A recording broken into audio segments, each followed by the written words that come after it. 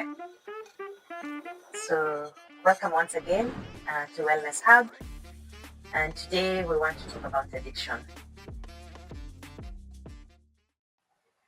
Maybe just to understand it, and maybe just also go through habits or ways that we can overcome these addictions. And for many of us, maybe we ask ourselves,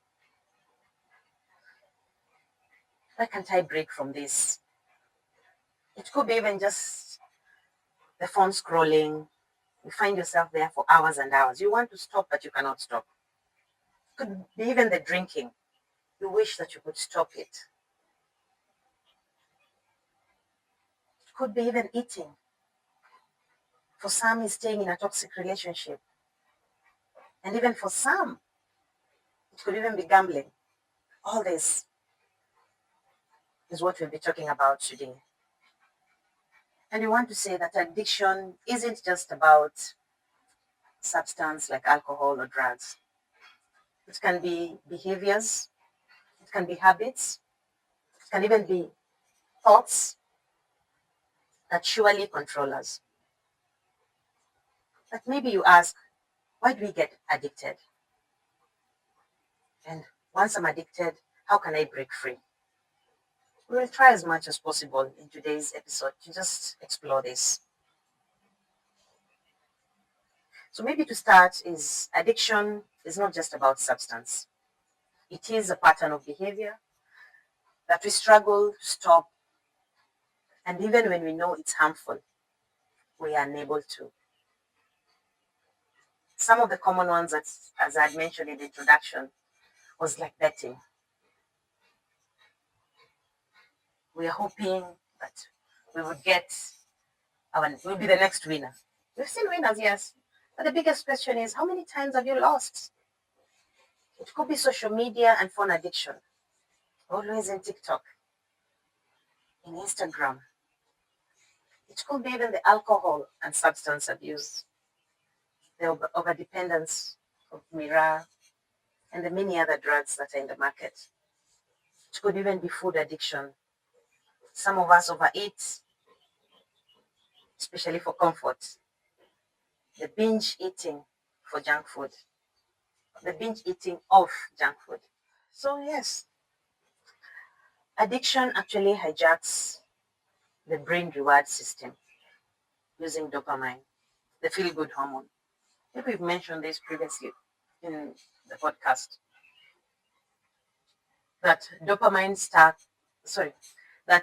spikes equals short-term pleasure, and then followed by a crash, leading to craving. You crave for more.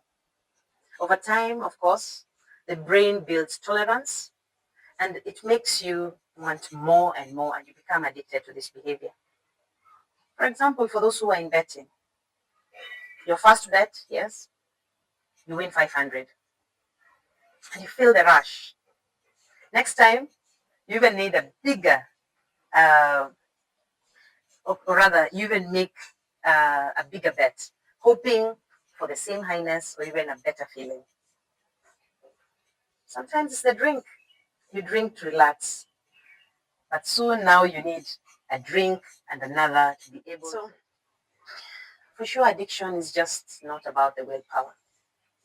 For many, they will tell you, just stop. Acha too. But it's not that simple, because addiction is often linked to a deeper emotional and psychological need. Some of the root causes of addiction could be trauma, unhealed childhood trauma or emotional pain can lead to addictive behavior as a coping mechanism. For some, it's also social influence, or let's call it peer pressure. You find yourself wanting to do what others are doing. And addiction can be reinforced by culture and some social norms. Ni Friday ni weekendi, nilisikia ni sherehe, sherehe ama ni sheria, whatever. Yeah? Yes. The other thing that can cause addiction, of course, is stress. We had a session on stress.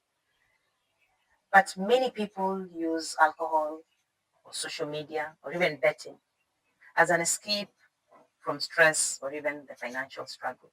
I'd rather be high and not feel and not be present. So the truth is, the first step of breaking free from addiction is understanding it. You have to understand addiction. Maybe we can continue to practical steps on how we can overcome.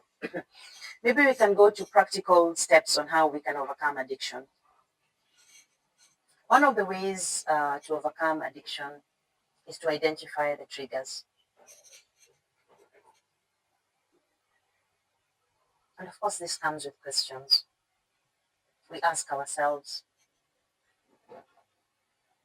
what are some of the situations, the emotions, and even the people that trigger this behavior? Is it that my friends make me want to do this? Is it the situation that I'm in?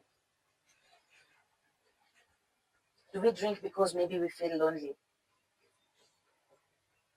Do we bet because we feel the financial pressure? Or do we always scroll endlessly because we are trying to avoid something? So yes, other ways that we can manage our addiction is, instead of reacting to these cravings immediately, we can pause and observe the urge. For some, before you reach out for the phone, is there something else that you really wanted to do? If not, why not take a walk? Why not do something else that will help with the dopamine, that will make you feel good? What about that hobby? What about that goal that you really wanted to achieve?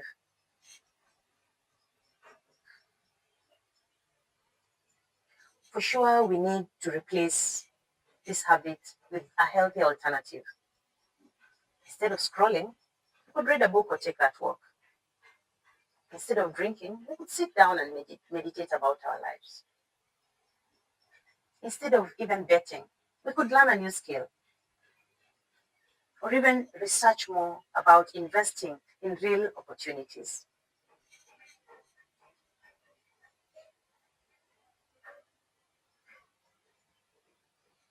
For sure, it's important to set boundaries and remove temptations. There's something that is called a digital detox. Set up limits. Put your phone in grayscale. Sometimes the colorful displays can be quite distracting. And even remove some of the triggering apps. Let's change our environment and keep maybe the space free from alcohol, free from that junk food, free from those betting apps. Also, let's avoid peer pressure. If our friends are encouraging these bad habits, let's set the boundaries. Let's tell them no. Today I'll pass. Today I'll not go for that drink. And let's see how it will be. As we were talking about the delaying in the urge, let's try the 5-minute rule, where delaying the urge for 15 minutes of that craving often helps the craving to pass. Distract yourself with other activities.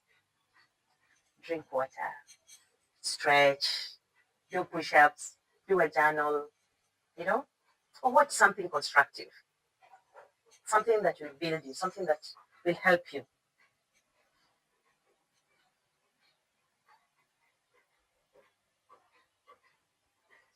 Who are your support system? Let's build on that. Find accountable partners. Have a friend or a mentor, or even look for a therapist who can help you and keep you accountable.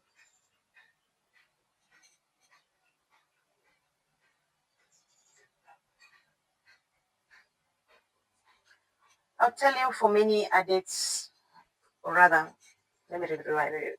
For many recovering addicts in Kenya, they find a lot of strength and support, like the AAs, Alcoholic Anonymous, or church counseling. And they get a lot of support from their own peers, and this really helps them. it's time to look for one maybe.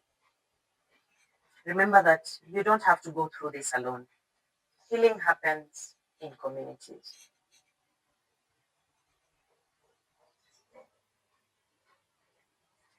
The other thing, we cannot define ourselves or brand ourselves as a lost generation. So are people who addiction has taken over. It's about time we reframe setbacks as learning opportunities. A relapse is not a failure. It's just part of the journey. Analyze what led you to that relapse. Is it the situation? What really happened? And adjust your strategy. I'd also want you to celebrate your small victories. If today you are able not to do that one thing, not to take that bottle, or not take that junk food, celebrate that.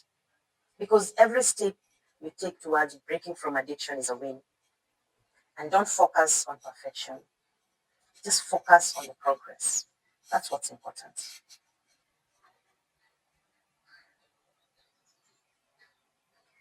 Maybe as we wind up,